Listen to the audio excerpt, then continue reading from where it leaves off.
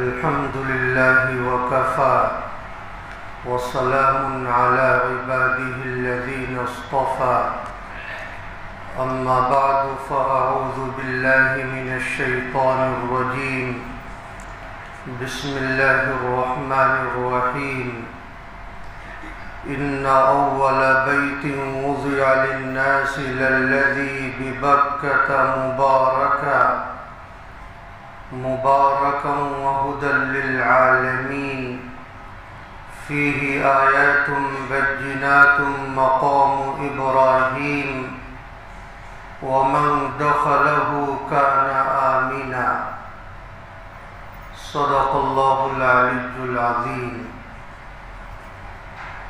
قابل صد احترام بزرگوں اور دوستوں، حج کے مہینے شروع ہو چکے ہیں۔ حاجی حضرات اپنی اپنی تیاریوں میں مصروف ہیں، لہذا ضرورت محسوس ہوئی کہ اب حج کے متعلق کچھ باتیں آپ کے سامنے پیش کی جائیں، جس میں حج کرنے کے فضائل بھی موجود ہوں، حج نہ کرنے پر وعیدیں بھی مذکور ہوں، اور حج کے متعلق کچھ احکام و مسائل بھی سامنے آ جائیں۔ لیکن اس گفتگو سے قبل میں یہ مناسب سمجھتا ہوں کہ حج کرنے کے لیے آدمی جس شہر کا قصد کرتا ہے، اور اسی طرح اللہ کے جس گھر کی زیارت کے لیے وہ بے قرار ہوتا ہے، اس شہر اور اس گھر کی کچھ تاریخ اور اس کے فضائل میں آپ کی خدمت میں پیش کر دوں۔ تو آج کی مجلس میں شہر مکہ اور کعبۃ اللہ کی تاریخ میں آپ کی خدمت میں پیش کرنے کی سعادت حاصل کروں گا۔ آپ کو معلوم ہے کہ آج کل جو مکہ شہر ہے وہ بہت زیادہ پررونق، قابل دید اور آبادی سے پر ہے۔ پہلے مکہ اس طرح نہیں تھا، بلکہ بالکل چٹیل میدان تھا، دور دور تک پانی کا نام و نشان نہیں تھا، صرف خشک پہاڑ نظر آتے تھے، اور لوگ وہاں جانے سے خوف کھاتے تھے، ڈرا کرتے تھے۔ ایسے عالم میں اللہ تعالیٰ شانہ اپنے پیغمبر حضرت ابراہیم خلیل اللہ علیہ السلام کی آزمائش لیتے ہیں، جیسا کہ اس سے قبل بھی آپ کو آزمایا گیا اور سخت ترین امتحانات سے گزارا گیا۔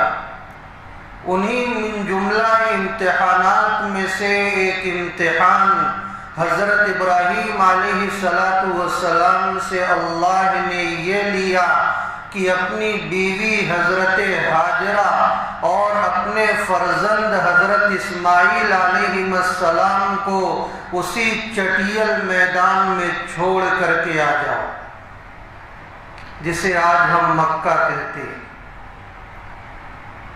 کتنا بڑا امتحان تھا۔ ہم جیسے لوگ ہوتے ہیں تو طرح طرح کے بہانے اور حیلے اختیار کرتے، کیونکہ ظاہری اعتبار سے ضروریات زندگی کا کوئی بھی سامان وہاں مہیا نہیں تھا۔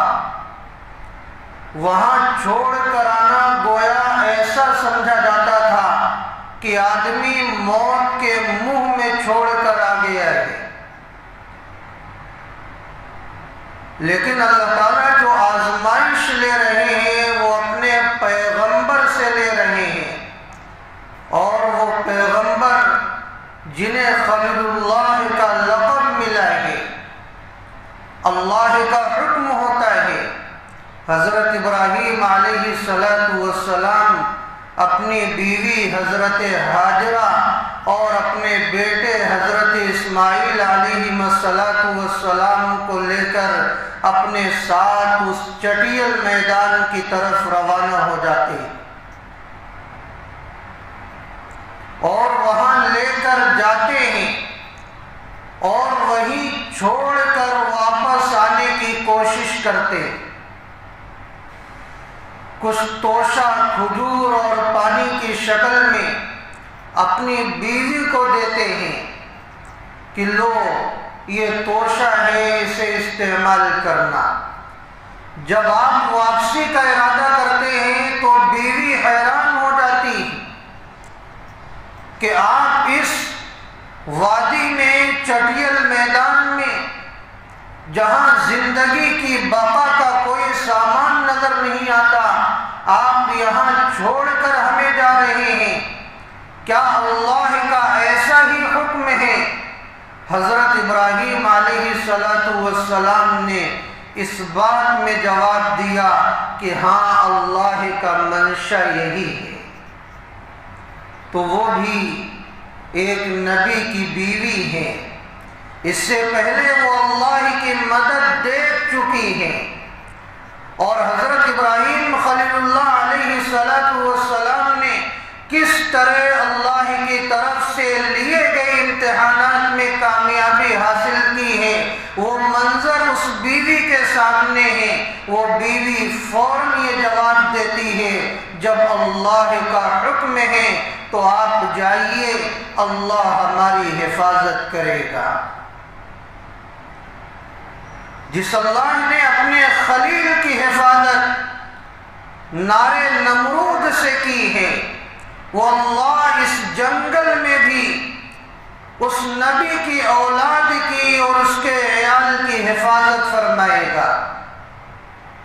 حضرت ابراہیم علیہ السلام کا کیسا جگر تھا، اور احکام الہی پر پاسداری کا کیسا جذبہ تھا کہ آپ اپنی بیوی اور اپنے فرزند کو اس بے آب و گیاہ جنگل اور وادی میں محض اللہ کے اعتماد پر چھوڑ کر چلے آتے، اور آتے آتے ایک ٹیلے کے پاس آپ اللہ تعالیٰ سے دعائیں کرتے، جس دعا کو اللہ تعالیٰ نے قرآن کریم میں ذکر کیا ہے۔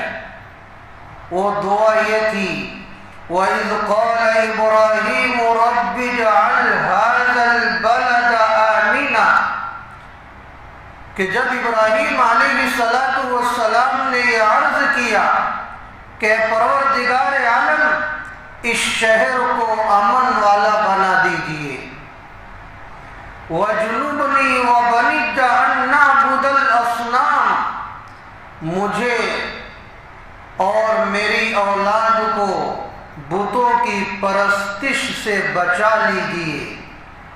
رب انہن اضللن کثیرا من الناس، اس لیے کہ ہمارے رب یہ بتوں کی پوجا اور اس کی پرستش نے بہت سارے لوگوں کو گمراہ کر دیا ہے۔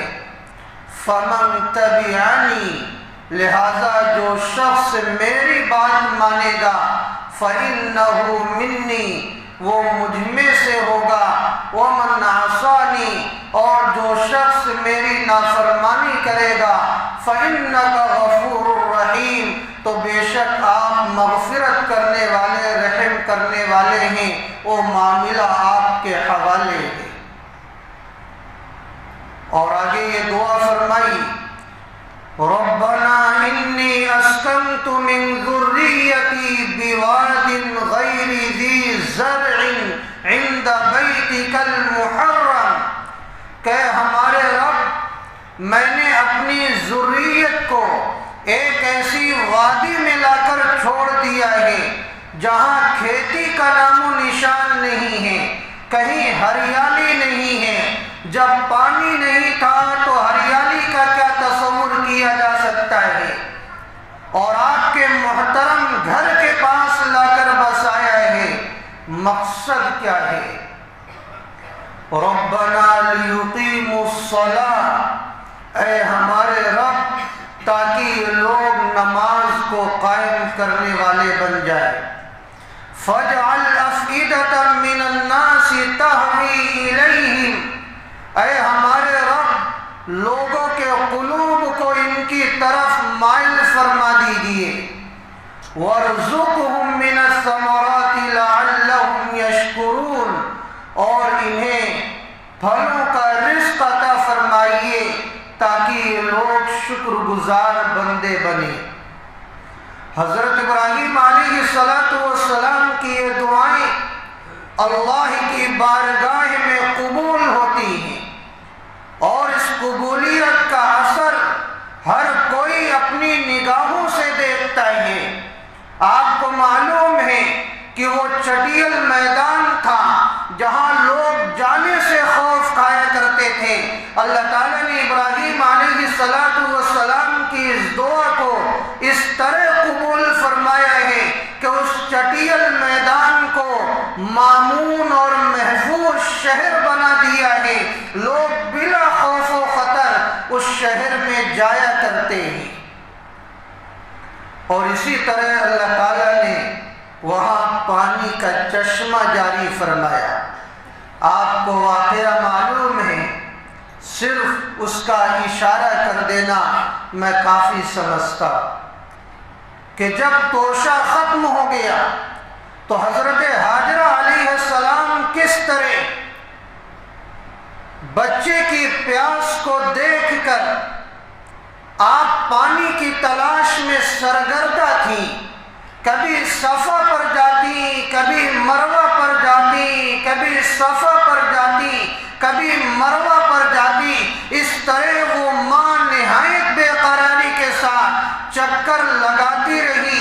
اللہ کو یہ ادا پسند آئی۔ حضرت جبرائیل علیہ السلام کو حکم ہوتا ہے کہ میرے پیغمبر اسماعیل علیہ السلام جو آگے چل کر پیغمبر بننے والے ہیں، وہ ننھے اسماعیل کے ایڑیوں تلے جا کر پانی کے چشمے کو جاری کر دو۔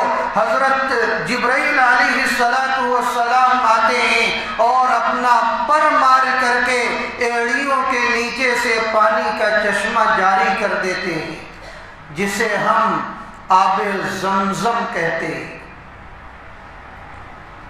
وہ پانی ایک پیغمبر کی ایڑی سے جڑ گیا تو ایسی فضیلت پایا کہ تمام پانیوں کا سردار ہو گیا۔ الغرض جب پانی کا چشمہ وہاں سے پھوٹا ہے تو جب پانی کی فیسلٹی ہو جاتی ہے تو لوگوں کے لیے وہاں بود و باش اختیار کرنا آسان ہو جاتا ہے۔ اب وہاں قبیلے آباد ہونے لگے۔ قبیلے بنو جرہم وہاں آباد ہوا۔ اسی قبیلے میں حضرت اسماعیل علیہ السلام کی شادی ہوئی، نسل بڑھنے لگی، اور پھر کعبۃ اللہ کی تعمیر ہوئی۔ اب حجاج اور معتمرین کا ایسا سلسلہ شروع ہوا جو کبھی رکنے کا نام نہیں لیا، اور انشاءاللہ قیامت تک یہ سلسلہ جاری رہے گا۔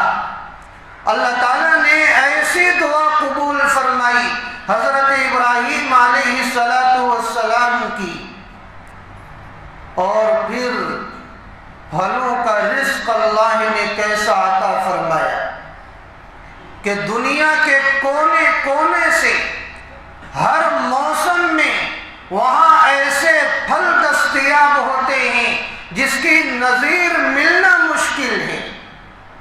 اللہ تعالیٰ نے ایسا انتظام فرما دیا ہے۔ یہ ابراہیم خلیل اللہ علیہ السلام کی انہی دعاؤں کا ثمرہ ہے کہ اللہ تعالیٰ نے اس طرح مکہ والوں کو پھلوں کا رزق عطا فرما دیا ہے جس کی نظیر نہیں ملتی۔ تو یہ مکہ معظمہ کی تاریخ ہے کہ کس طرح اللہ تعالیٰ نے اس چٹیل میدان کو ایک پر رونق شہر بنایا۔ کعبۃ اللہ کی تاریخ آپ سنیں، نامعلوم زمانے سے جس حصے زمین پر آج کعبۃ اللہ آباد ہے، نامعلوم زمانے سے وہ حصہ مقدس اور معظم چلا آ رہا تھا، حتیٰ کہ حضرت آدم علیہ السلام سے حضرات ملائکہ نے یہ کہا تھا کہ ہم 2000 سال سے لے کر اس حصے زمین کا ہم طواف کرتے چلے آئے ہیں۔ جب حضرت آدم علیہ السلام زمین پر اتارے گئے تو آپ نے اس حصے زمین کی گھیرا بندی فرمائی۔ حضرت شاہ عبدالعزیز محدث دہلوی رحمۃ اللہ علیہ کی تحقیق کے مطابق حضرت آدم علیہ السلام نے اوپر چھت کو قائم نہیں فرمایا، بلکہ اللہ کی طرف سے بیت المعمور کو اس دنیا میں اتارا گیا، حضرت آدم علیہ السلام کے ساتھ بھیجا گیا، اور اللہ کی طرف سے یہ کہا گیا کہ جس طرح عرش کا طواف کیا جاتا ہے اسی طرح اس بیت المعمور کا طواف کیا جائے گا۔ جس طرح عرش کے سامنے لوگ نماز پڑھا کرتے ہیں، عرش کے سامنے نمازیں پڑھی جاتی ہیں، حضرات ملائکہ ادا کرتے ہیں، اسی طرح اس بیت المعمور کے قریب نمازیں پڑھی جائیں گی۔ چنانچہ ایسا ہی ہوتا رہا، لیکن جب طوفان نوح آیا تو اس بیت المعمور کو اٹھا لیا گیا اور ایک ٹیلے کی شکل میں اس جگہ کو محفوظ کر دیا گیا، بعد کے لوگ اسی ٹیلے کا طواف کرتے رہے۔ آگے چل کر حضرت ابراہیم علیہ السلام وہ اللہ کی طرف سے پہلے انسان ہیں، اللہ کے پہلے بندے ہیں جنہوں نے کعبۃ اللہ کی تعمیر کو مکمل فرمایا۔ آپ سے پہلے کسی نے کعبۃ اللہ کی تعمیر کو مکمل نہیں کیا۔ حضرت آدم علیہ السلام نے صرف بنیادیں قائم فرمائی تھیں، لیکن ابراہیم علیہ السلام وہ خوش نصیب ہیں کہ سب سے پہلے آپ نے کعبۃ اللہ کی تعمیر کو مکمل کیا۔ اور وہ واقعہ کس طرح پیش آیا؟ جب آپ کی عمر 100 سال کی ہوئی اور آپ کے بیٹے حضرت اسماعیل علیہ السلام 30 سال کے ہوئے تو ابراہیم علیہ السلام کو یہ حکم اللہ کی طرف سے ملا کہ جاؤ میرے گھر کو تعمیر کرو۔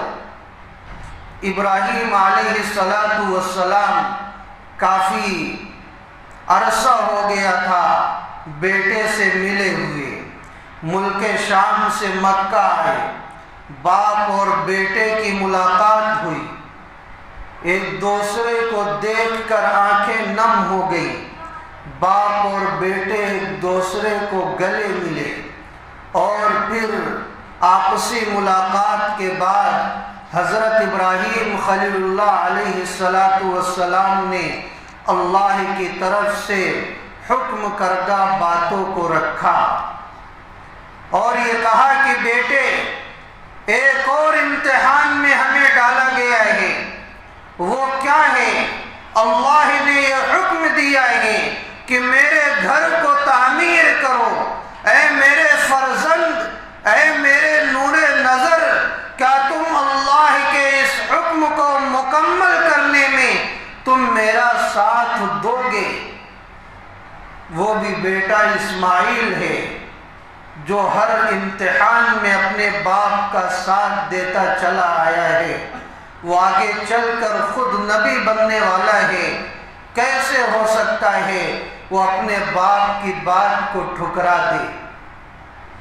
اس بیٹے نے جب یہ سنا کہ اللہ کا یہ حکم ہے کہ اللہ کے گھر کو تعمیر کرو، اور میرے باپ کی یہ چاہت ہے کہ میں اپنے باپ کا تعاون کروں اللہ کے گھر کی تعمیر میں، وہ فرزند فوراً یہ پکار اٹھتا ہے کہ میرے ابو جان آپ اللہ کے حکم کو پورا کیجئے اور میں اس میں تعاون کرنے کے لیے تیار ہوں۔ لہذا باپ اور بیٹے اللہ کے گھر کی تعمیر کے سلسلے میں کمر بستہ ہو گئے، تعمیر شروع ہو گئی۔ اور جب تعمیر شروع ہوئی تو ابراہیم علیہ السلام پتھروں کے ذریعے تعمیر کا آغاز فرمایا۔ شروع میں حضرات ملائکہ میں سے حضرت جبرائیل علیہ السلام نے بنیادوں کی رہنمائی فرمائی، اس کے بعد باپ اور بیٹے تعمیر کرتے رہے۔ اسماعیل علیہ السلام بھی پتھر اٹھا اٹھا کر لاتے تھے اور باپ تعمیر کرتے تھے۔ جب تعمیر تھوڑی بلندی کو پہنچی اور ضرورت محسوس ہوئی کہ کوئی اسٹول ہو یا کوئی اونچی چیز ہو جس پر چڑھ کر تعمیر کو اور بلند کیا جائے، تو اللہ کی طرف سے ایک جنتی پتھر کو بھیجا گیا جسے مقام ابراہیم کہا جاتا ہے۔ اس پتھر پر چڑھ کر حضرت ابراہیم علیہ السلام اللہ کے گھر کی تعمیر کو بلند کرنے لگے۔ اس پتھر کی یہ خصوصیت تھی کہ جو ضرورت محسوس ہوتی اس کے اوپر ہونے کی، وہ پتھر خود بخود اوپر بلند ہو جاتا اور ابراہیم علیہ السلام اللہ کے گھر کی تعمیر کو بلند فرماتے۔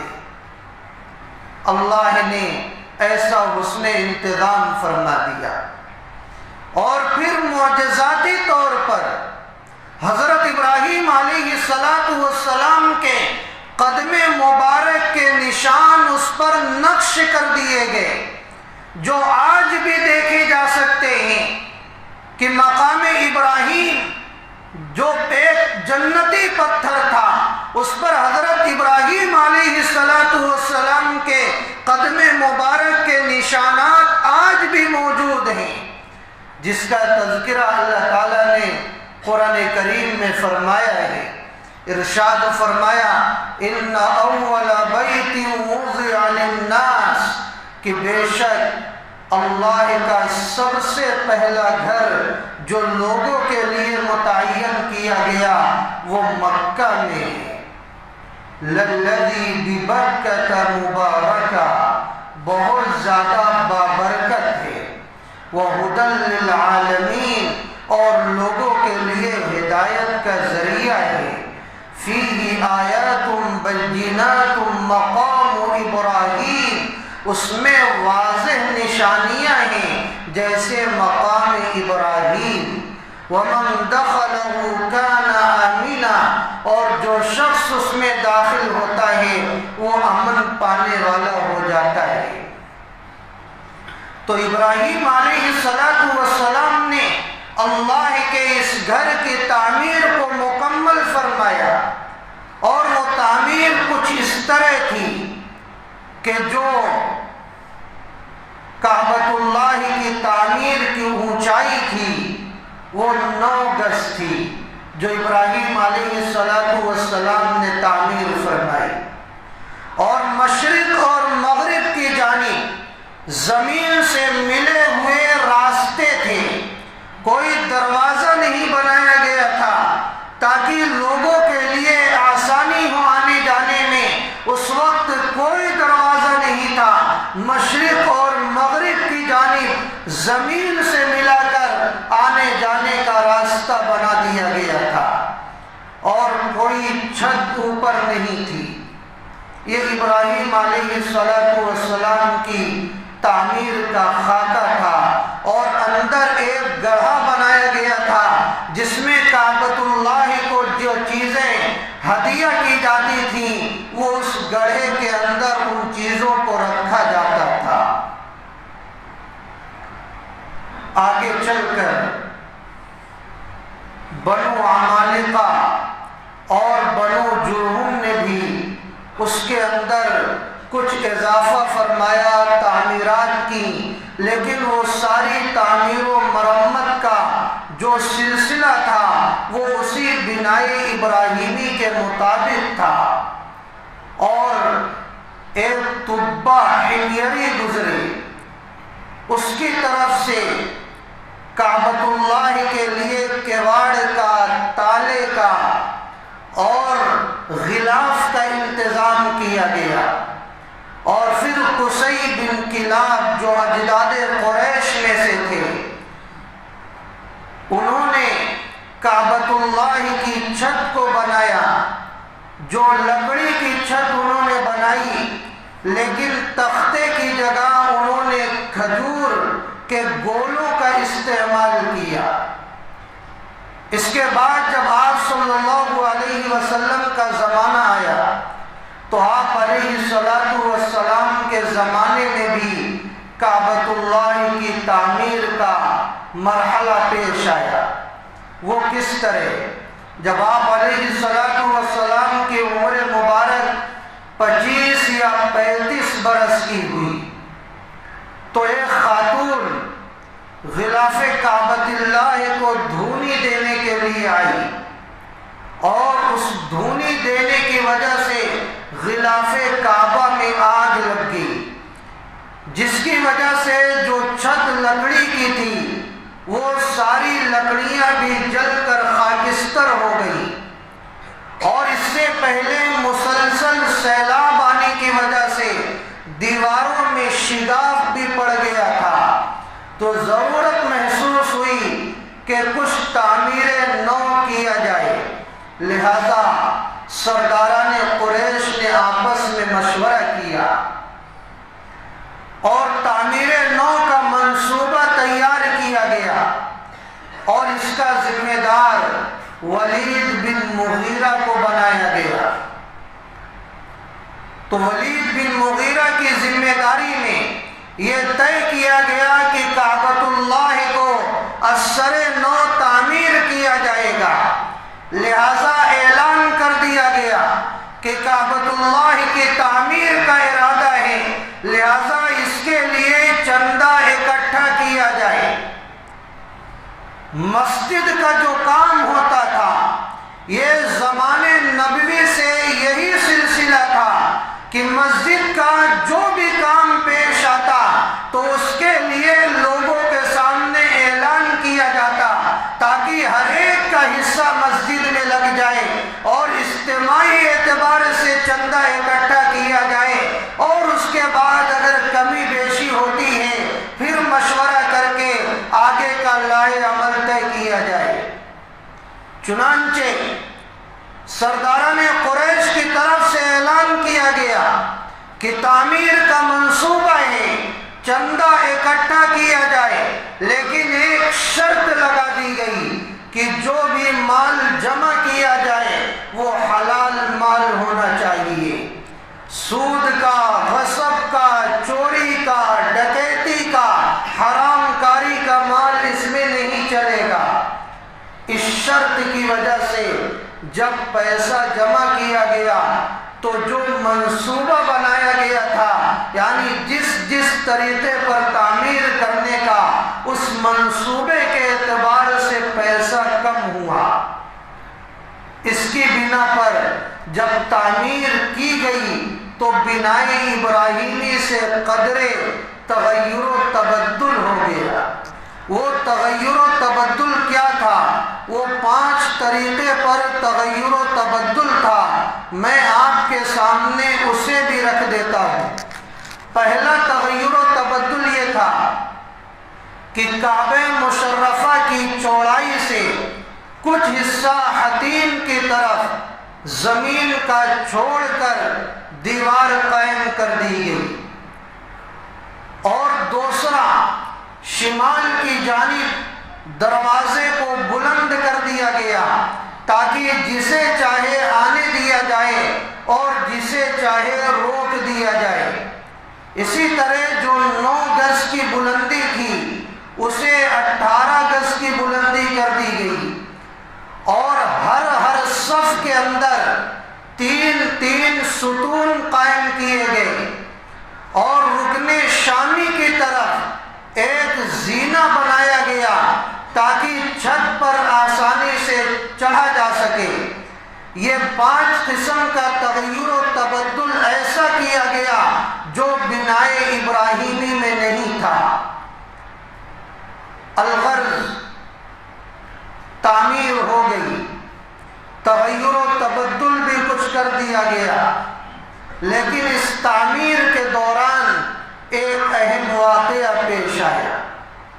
وہ واقعہ کیا تھا؟ جب حجر اسود کے رکھنے کا وقت آیا، جہاں حجر اسود کو نصب کرنا تھا، اور یہ بھی میں بتلا دوں اس تعمیر کی خصوصیت کہ اس تعمیر میں خود آپ صلی اللہ علیہ وسلم بھی شریک تھے۔ آپ خود پتھر اٹھا کر لاتے تھے اور دیتے تھے۔ تو جب وہ مقام آیا جہاں حجر اسود کو نصب کرنا تھا تو قبیلے والوں کے درمیان میں اختلاف پیدا ہو گیا، اور شدید اختلاف پیدا ہوا، اس لیے کہ اس وقت جہالت کا دورہ تھا۔ معمولی بات کو بڑے جھگڑے کا ذریعہ بنا لیا جاتا تھا۔ تو ہر قبیلے والے نے اسے اپنی انا کا مسئلہ بنا لیا کہ میرے قبیلے والے اس حجر اسود کو اس کی جگہ پر رکھیں گے۔ ہر قبیلے والا یہی کہتا، حالانکہ کوئی بڑی بات نہیں تھی، کوئی بھی اسے حجر اسود کو نصب کر دیتا، اس میں کون سی بڑی بات تھی؟ لیکن ہر قبیلے والے نے اسے اپنی انا کا مسئلہ بنا لیا، اور یہ اختلاف اتنا شدید ہو گیا کہ قبیلے والوں میں تلواریں نکل گئیں، اور قریب تھا کہ آپس میں خون ریزی کی نوبت آ جاتی اور آپس میں خون بہہ جاتا۔ اسی دوران ایک بوڑھے تھے، ابو امیہ بن مغیرہ جن کا نام تھا، انہوں نے مشورہ دیا کہ تم آپس میں کب تک لڑتے رہو گی؟ ایسا کرو کہ کسی کو فیصل بنا لو، وہ جو فیصلہ کرے گا اسی کی بات سب مان لینا۔ فیصل کیسے بناؤ؟ دیکھو، کل صبح کے اندر جو سب سے پہلے مسجد کے اندر آئے گا وہی ہمارا فیصل ہوگا۔ لوگوں میں طے ہو گیا کہ ٹھیک ہے، کل دیکھا جائے کہ کون سب سے پہلے مسجد میں آتا ہے۔ صبح ہوئی، لوگ مسجد پہنچے تو لوگوں کی نگاہوں نے دیکھا کہ سب سے پہلے مسجد میں آنے والی جو شخصیت ہے وہ ہم سب کے آقا، فخر رسول، محسن انسانیت، تاجدار مدینہ حضرت محمد رسول اللہ صلی اللہ علیہ وسلم کی ذات رحمت ہے۔ لوگوں نے دیکھا تو لوگ پکار اٹھے، ہاں یہ صادق ہیں، ہاں یہ امین ہیں، ہم انہیں اپنا فیصل مانیں گے، جو یہ فیصلہ کر دیں گے ہمیں منظور ہوگا۔ آپ صلی اللہ علیہ وسلم نے سوال کیا قبیلے والوں سے، بتلاؤ کتنے قبیلے ہیں؟ آپ کو بتلایا گیا۔ آپ نے قبیلے والوں سے کہا کہ ہر قبیلہ اپنا ایک نمائندہ چن لے، منتخب کر لے۔ چنانچہ ہر قبیلے والوں نے ایک نمائندہ اپنا متعین کر لیا۔ دھیان سے بات کو سنیں۔ پھر آپ صلی اللہ علیہ وسلم نے ان تمام قبیلے کے نمائندوں کو اپنے پاس بلایا اور آپ نے چادر منگوائی۔ چادر منگوانے کے بعد آپ نے ان قبیلے کے نمائندوں سے کہا کہ اس چادر کو پکڑو۔ جب انہوں نے پکڑ لیا تو آپ نے یہ کہا کہ دیکھو نمائندوں نے چادر کو پکڑا ہے، یہ ایسا ہے گویا پورے قبیلے والوں نے اس چادر کو پکڑا ہے۔ پھر آپ نے ان نمائندوں سے کہا کہ یہ حجر اسود رکھا ہوا ہے، اگر آپ سب قبیلے کے نمائندے مجھے اجازت دے دیں تو میں اس حجر اسود کو اس چادر کے اندر رکھ دوں۔ تمام نمائندوں نے اجازت دی۔ آپ صلی اللہ علیہ وسلم نے اس حجر اسود کو اٹھا کر اس چادر کے اندر رکھا اور آپ نے فرمایا کہ دیکھو یہ ظاہری اعتبار سے تو میں رکھ رہا ہوں، لیکن سب قبیلے کے نمائندوں کے اجازت سے رکھا گیا ہے، گویا تمام قبیلے کے لوگوں نے اس حجر اسود کو چادر کے اندر رکھا ہے۔ پھر آپ نے کہا چادر کو اٹھا لو۔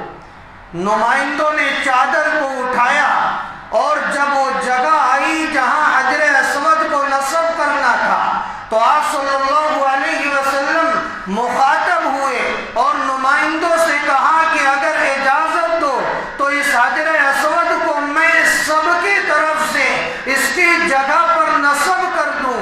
سب نے خوشی خوشی اجازت دی۔ آپ نے حجر اسود کو اٹھایا، اس کی جگہ پر نصب کر دیا۔ آپ نے فرمایا کہ دیکھو ظاہری اعتبار سے تو میں نے نصب کیا ہے، لیکن تم سب کی اجازت سے ہے، یہ ایسا ہے گویا تمام قبیلے والوں نے حجر اسود کو نصب کیا ہے۔ سب خوش ہو گئے، اختلاف ختم ہو گیا۔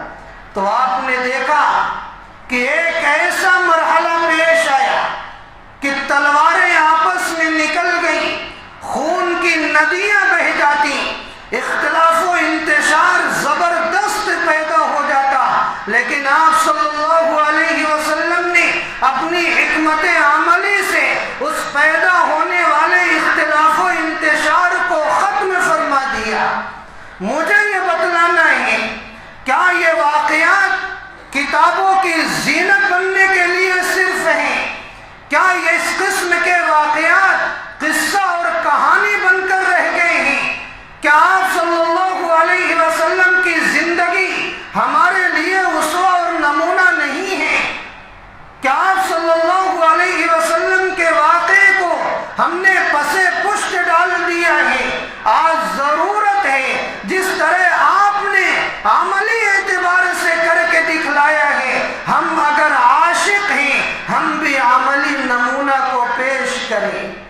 اختلاف و انتشار کو معاشرے سے ختم کرنے کا ذریعہ بنے، اپنی پوری صلاحیت اور اپنی پوری علمی استعداد کو اختلاف و انتشار کو ختم کرنے میں لگائیں، فتنوں کو ختم کرنے میں لگائیں، دلوں کی دوریوں کو ختم کرنے میں لگائیں، محبت کو پھیلانے میں لگائیں۔